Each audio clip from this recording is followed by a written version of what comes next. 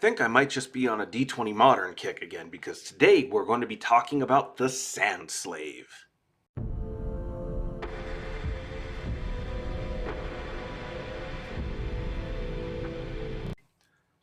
Hello everyone, and welcome back down here to the Gamer's Den with me, your host, Jordan, your master of lore and storyteller extraordinaire, here to talk to you today about the Sand Slave from D20 Modern. This was an incredible NPC for you to have to throw at your players. They were made up in a very interesting way, and they had some unique and interesting abilities that really made them devastatingly, terrifyingly powerful for going up against your players. But the DMs that I had just really underutilized them, and maybe yours did better if you've ever gotten the chance to play this game, but still, I wanted to talk about them today and make use of them, certainly how they fit and how they work so well in a modern context, especially since they were made for the D20 Modern game. But before we get into all of that, if you're new here to the channel, go on down there, hit the subscribe button, become a regular member here at the Gamer's Den, or if you've already gone on ahead and listed yourself on such an incredible roster of legendary heroes, then go on down to hit the like button, share the video far and wide. Okay, now let's go ahead and start talking about this. So what is a Sand Slave? Well, they are a person who has had their internal organs, their brain, everything inside of them that made them up into who they were, replaced by machinery constructed by nanomachines.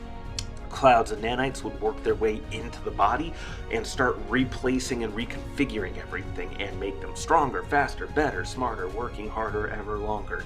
I know I messed up the lyrics to that Daft Punk song, and I messed up speaking right there, but I'm sure you'll forgive me.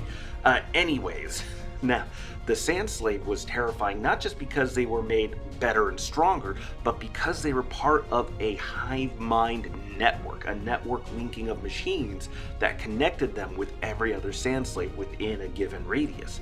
Now, how is that functional and useful for them? Well, being a hive mind means that they share knowledge, but even better, if they can observe one another, they can react to what one another sees. So if, say, you have a group of, say, 3 or 4 fighting with a party of about 4, and it's an engaging, very difficult fight, but the players manage to get into flanking position, if there's a 5th one that is watching the fight, they no longer get the flanking bonus. Any precision damage, things like sneak attack that might be applicable in that situation, that all just vanishes in a puff of dust, or potentially cloud of nanomachines.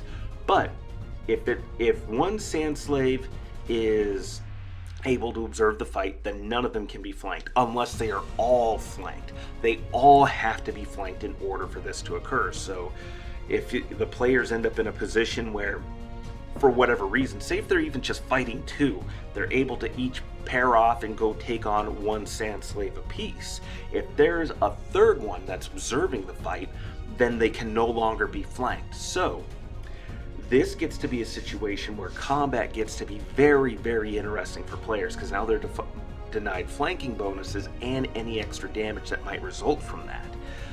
But it goes even further than that, because these were supposed to be very subtle things, because outwardly, for all intents and purposes, they look and are human. They blend in perfectly.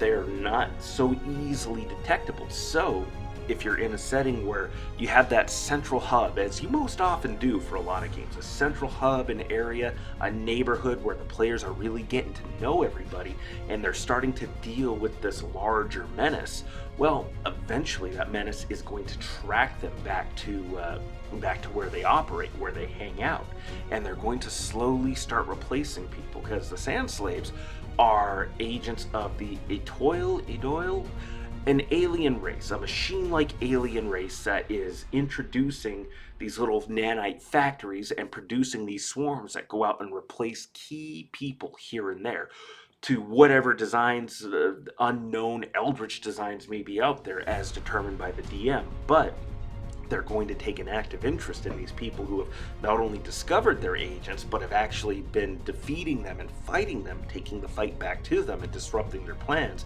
They're now going to start infiltrating this community and slowly begin replacing different different NPCs in the neighborhood, particularly those that might be close to the players, because not only is this going to devastate the players when they find out that one of their favorite NPCs has functionally been killed and body swapped, but two, this is also going to be a situation where they're going to be able to get the drop on the players and really just take away that sense of safety and security that they might have once had, bringing a sense of paranoia to the players and fear on top of just being emotionally racked. I mean, really, in theory, there's no reason why this has to be limited to just humans. You can start targeting pets with this. Dogs, cats, whatever creatures they might have accrued along the way, depending on how sci-fi, fantasy, or sci-fi blended with fantasy you decide to get with this. But what do you think? Go on down to the comments below and let me know your thoughts. Did you like today's video? Did you dislike it? Let me know either way in the comments down below. Hit those like or dislike buttons and we'll engage in discussion. And remember, if you're new here to the Gamers Den, go on down there, hit that subscribe button, and become a regular member here at the Gamers Den. But with all that said, I've been your host, Jordan, your Master of Lore and Storyteller Extraordinaire. Thank you all so much for your time, and you all have yourselves a good night.